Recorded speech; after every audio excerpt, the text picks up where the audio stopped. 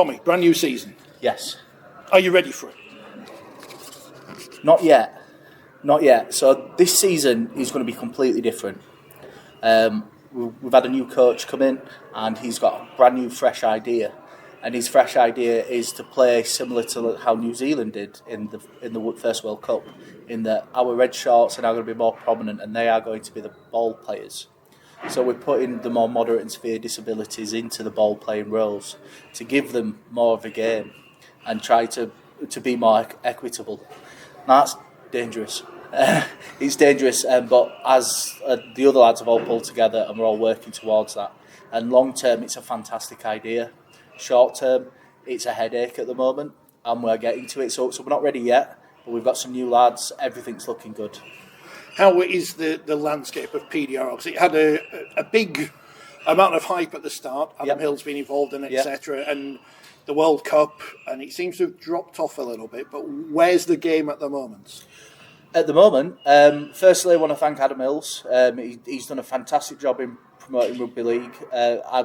PDRL especially, he's been one of the driving forces. It has dropped off. I've noticed that we're not playing at Anfield anymore, which was an absolute highlight of my career. It is going to pick up. We're expecting a big year with Leeds Rhinos Foundation. We're playing at Headingley in September, which is not out yet. So that's you might be playing there in September just to cover your back. Yeah, There's rumours that we're there. But you can't tell me where the World Cup is, but I know because someone else has told me. But you can't tell us. I'm not allowed to tell you. No. I've been told I'm allowed to allude to it. So an aeroplane, suntan lotion, and no orcs running around with Sauron's army. So that's the clue.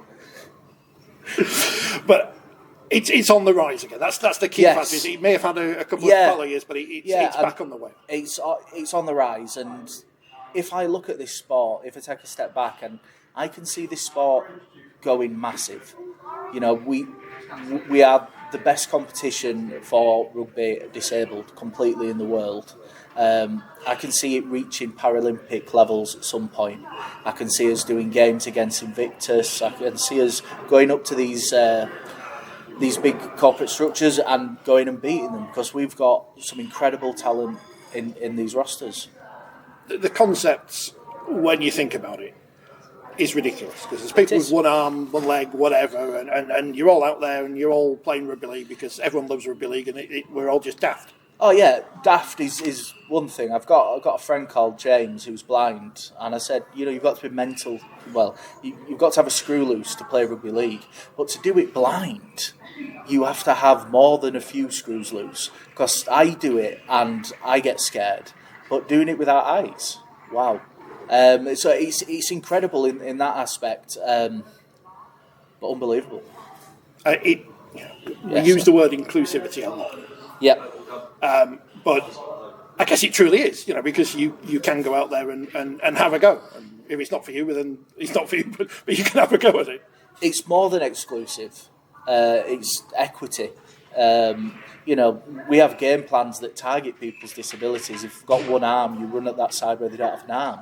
And I think that's kind of funny to think about. But this is what we just work with what we've got. And we go out there and do it. And all the lads... I've got one lad with one arm who's learnt a new technique to pass to the side that he hasn't got. And it looks fantastic. And it's about just making small adjustments to the regular game to make it playable for everybody. Because if you don't have two arms or whatever, if you've got... No, what am I saying? No, if you were playing the game, the non-physical disability rugby league, so to speak, what would you call non-physical disability rugby league? Well, yeah. Like you would if you knew someone was, bad at passing to the right, you'd make them pass to the right. So, in the disabled world, people talk about normies, or ableds.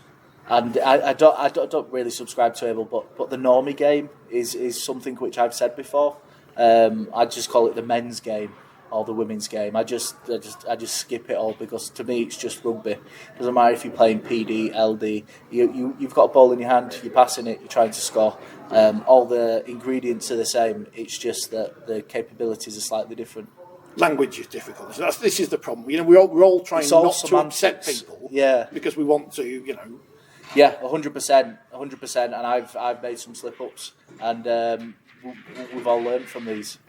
You are a World Cup winner. Oh yes, I am. Well, I tell every woman that I meet, World Cup winner. Does it impress them? It impresses them more when I pull it out my wallet. I keep the medal on me. Because that's why I tried to get into rugby league in the first place when I was at school, because I thought it would be a way of impressing girls. And it didn't work because I can't play rugby league. Yeah. But obviously, being a World Cup winner is quite a few stages above that.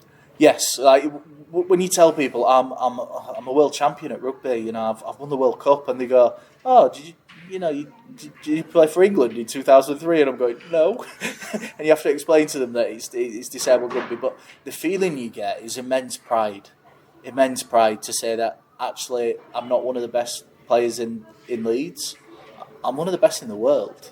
And that really makes you feel good.